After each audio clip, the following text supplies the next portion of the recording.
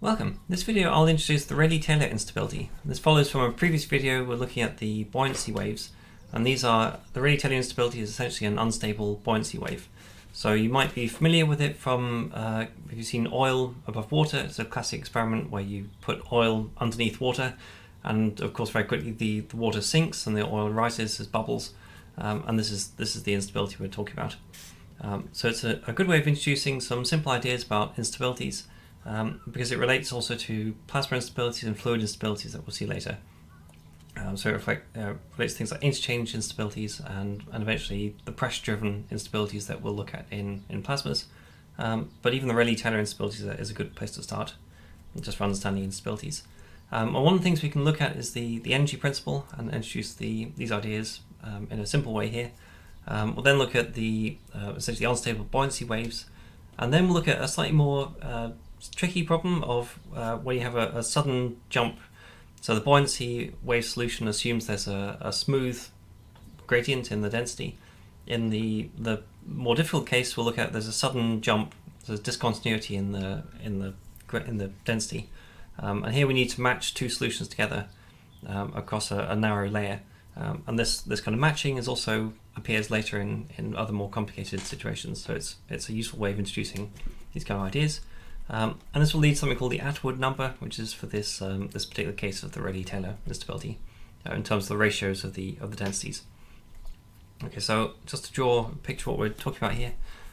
Here we have two fluids, let's say a light fluid and a heavy fluid, and there's some kind of vertical direction, which I'm going to call Y, and there's a horizontal direction called X.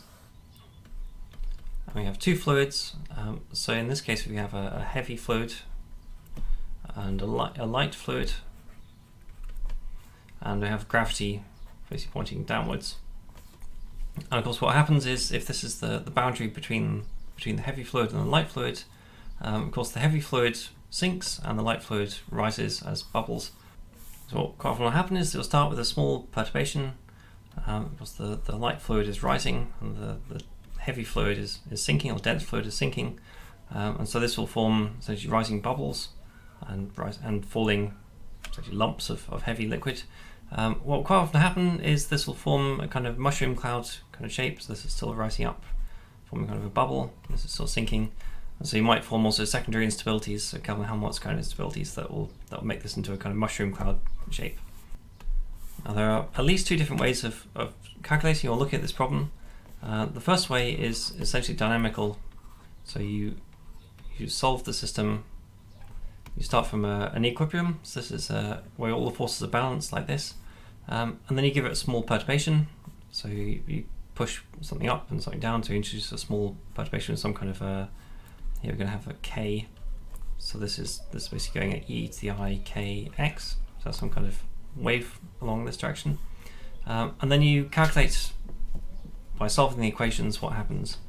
So you basically solve from some initial, and you might linearize the equations to make it easier. But essentially you're solving it in time. And what you're doing is looking for growing solutions. So if you have a solution which is increasing in time, this could be an instability. The other way, which in general can be simpler, is the essentially an energy principle. This is quite a general principle which applies to any kind of system, and it's extremely useful for plasmas and for magnetic confinement systems, because it can greatly simplify. If you don't really care about what the details of this instability are, you just want to know, is it unstable or not? Because often in plasmas we don't really necessarily care what happens once it goes unstable, because by that time it's too late. So we want to know, when is it stable and when is it not stable.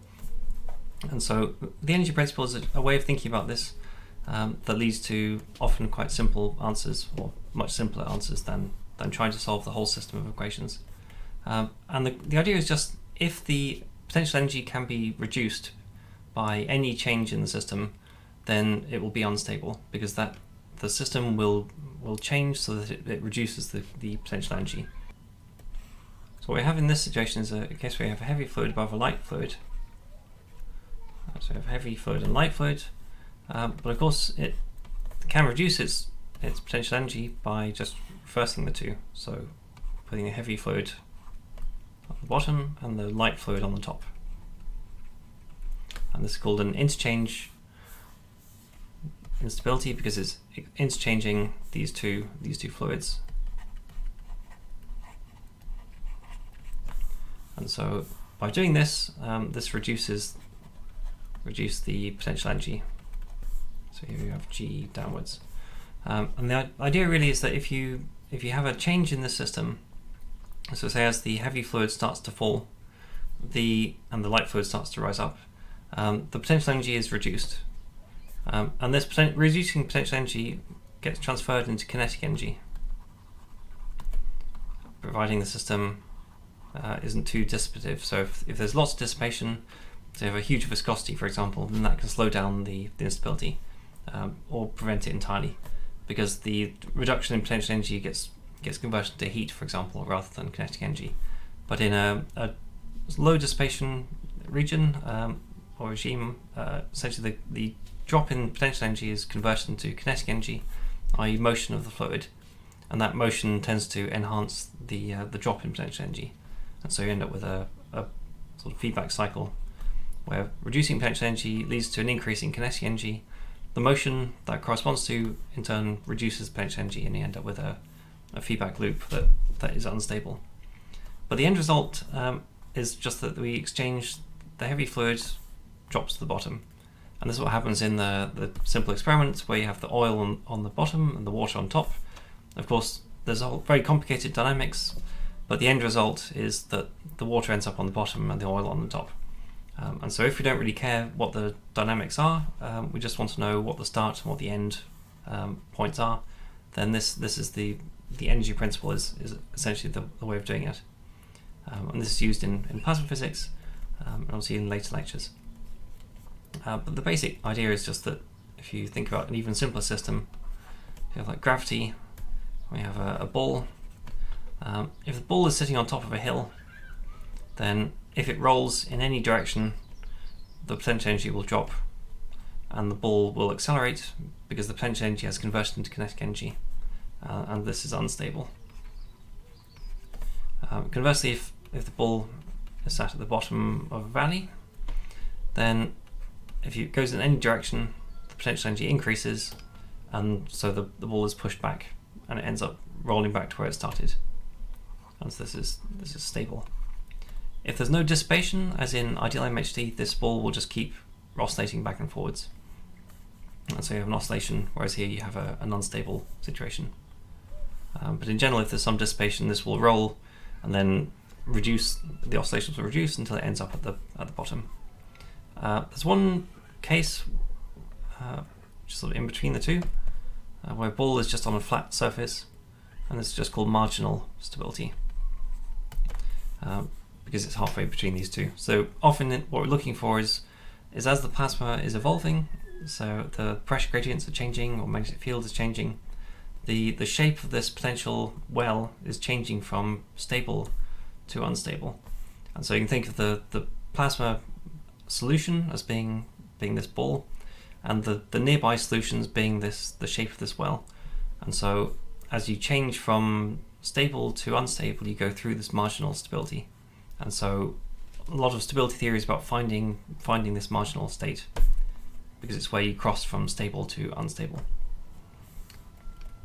Okay, so now I'm going to look at the solution, so essentially dynamical solution evolving in time. And essentially looking at the buoyancy waves, which we looked at in a previous video, where we found that the solution, the frequency, was like this quantity n go on to depends on k, is the wave number. So k squared plus l squared. Where here we said that the solution goes like e to the I. Then you have kx. I said before is the wave along the horizontal direction.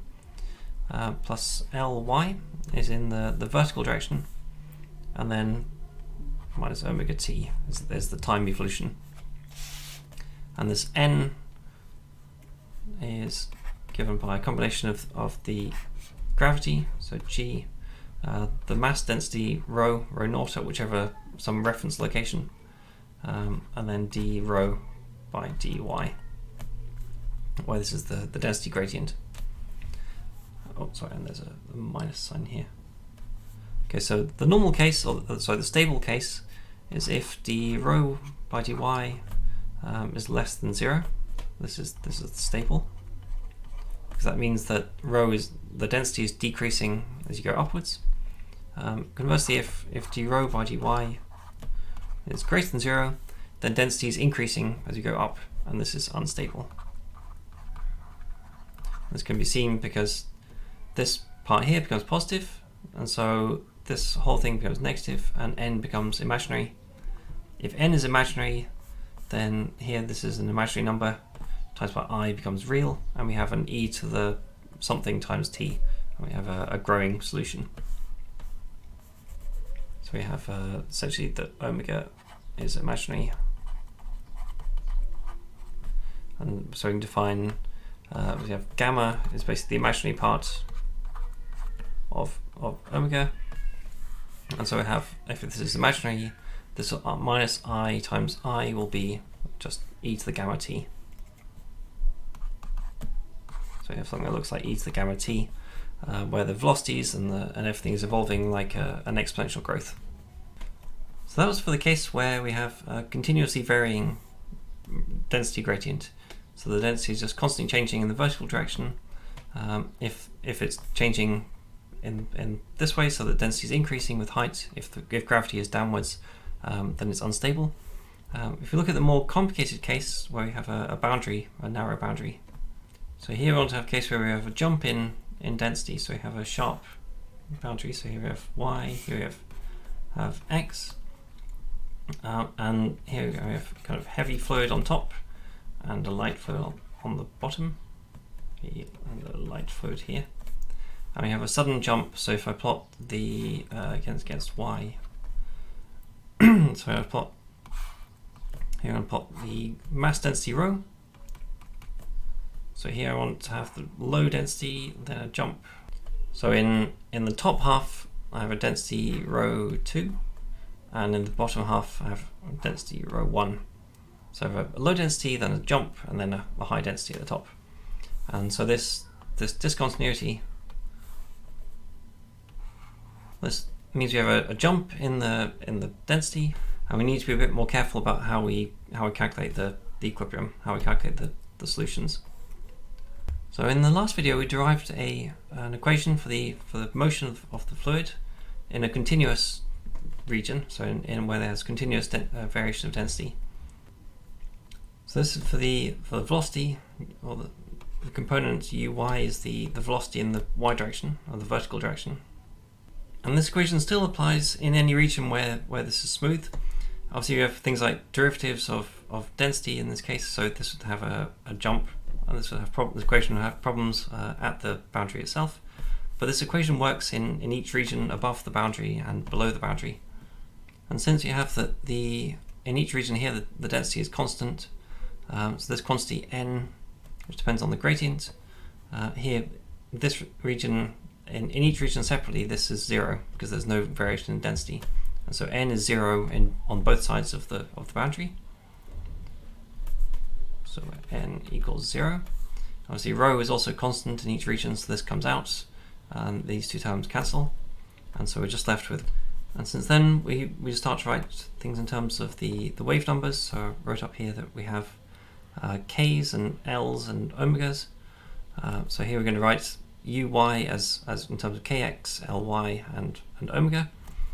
We can start by putting in the k's. So we just write that uy, which depends in here on time, x and y.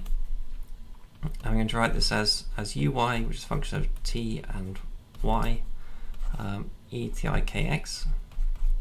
And so this second derivative becomes just a minus k squared. And so therefore we have that we have d to uy by dy squared minus k squared uy is equal to 0. And this has two solutions. So uy is some constant times e to the plus or minus ky. And so it's either exponentially growing or exponentially shrinking in y.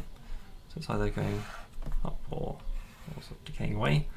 And so we need to choose what this should be. And now obviously, as you move further and further away from the boundary, this uy must go to 0. So uy must go to 0 as y goes to plus or minus infinity. And so therefore this boundary condition says that at the boundary itself, uy is non-zero, but it decays away as you move away. And so therefore, so that means we must have if we call the value at the boundary itself uy is a function of t, because we've taken out any dependence on y and any dependence on x. So then above the boundary, so if y is bigger than 0, this must be like e to the minus ky, because decaying in the vertical direction.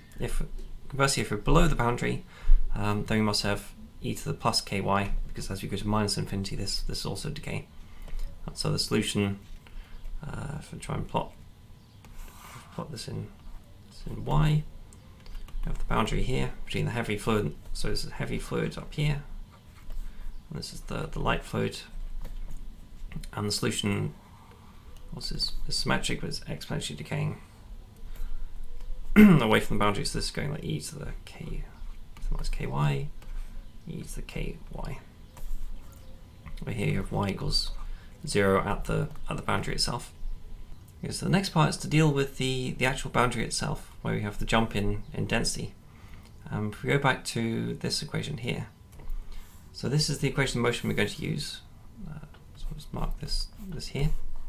So this n squared has a gradient of density in it, and so what we're going to do is integrate this equation across a very narrow layer, and then let the thickness of that layer go to 0. And so what we're effectively going to do is we're going to integrate that equation in y. So next, so integrate the equation of motion in y, basically across a very narrow layer of, say, width delta. So we're doing the integral from, say, minus delta 2 to delta over 2, and then we're taking the limit of delta goes to 0. And this is quite a common trick when you have jumps, so it'll appear shortly when you have things like shocks. Anywhere where you have a sudden boundary with an infinite, or in theory infinite kind of jump, you can do this trick of integrating, and then if you integrate the jump, you end up with a finite value. And so this is a way of getting around the infinities that occur at the boundary. So here, this g, d rho by dy, and that rho here have come from the n squared term. Now I've just multiplied through by rho to get rho on this side. And I've integrated both sides with respect to y. And we're integrating over a narrow layer from one side to the other. And what's going to happen here is that we end up with essentially a term here. So we have second derivative here. Then we end up with the jump from one side to the other of rho. Now we integrate this. This is constant. Doesn't depend on y, so it ends up essentially disappearing. So I put this in here, so we end up with like d2 uy by dx squared times y. Plus here, when you integrate this, we end up with duy by dy. Now we're integrating over a narrow layer, so d delta over 2 to delta over 2, and then taking the limit of delta goes to 0. So u is continuous across the boundary, and so this is the same on one side and the other. So this doesn't change from one side to the other, so that disappears. This gradient can change, and so what we end up with here is we end up with essentially the difference from one side, so this is in the heavy side, it's on the heavy side, to the light side. We end up with the difference in rho times this gradient uy by dy. So this is the difference from one side to the other. So we can try and simplify some of these things. So d2, so it's the second derivative in time, so d2 by dt squared. This is just a minus omega squared. This term in here, duy by dy. So on, we can write down what this is. So here, this difference here, this is essentially on the heavy side. So we have rho 2. Du by dy, well, uy is decaying, so e to the minus ky, so this becomes like a minus k. And then on the other side, the minus delta over 2, we have a rho 1. And then this is dependence like e to the plus ky. And so this becomes like plus k. And so this term is the difference between these two, is the difference the heavy side minus the light side, just becomes this. And then this term here, so this is this term there. So this x squared term has disappeared, has no difference between the two sides. And so all we have to do now is work out the right hand side of the equation. And here we have the same thing, we have g, the second derivative in x, again, can come outside, it doesn't depend on y here. And then we have the integral of d rho by dy. Obviously this has a discontinuity, so this is infinite at the jump. But the integral across from one side to the other, this is just delta rho, so it's just rho 2. This is just rho 2 minus rho 1. It's the difference in rho from one side to the other. And if we're putting in the e to the ikx kind of forms, then this second derivative in x just becomes a minus k squared. So we've converted the t squareds into, or d by dt squareds into minus omega squareds, d by dx squareds into minus k squareds, and the d by dy into a plus or minus k, depending on which side. So we put all this together, and so we have here, so minus omega squareds, here we have this term here. We'll see here we have the minus comes out, so we have a minus k factor we can take out, and this becomes like a rho 2 plus rho 1. On the other side, here we have a g with a minus k squared and a rho 2 minus rho 1. So some of these minus signs cancel out, and we're just left with where here we have so this term rho 2 minus rho 1 divided by rho 2 plus rho 1. This is the outward number, and if this is positive, so then rho 2 is bigger than rho 1, then this whole thing is negative. So this is negative, so less than 0 if rho 2 is bigger than rho 1. And if this is negative, then omega is imaginary, and we have a growing unstable solution.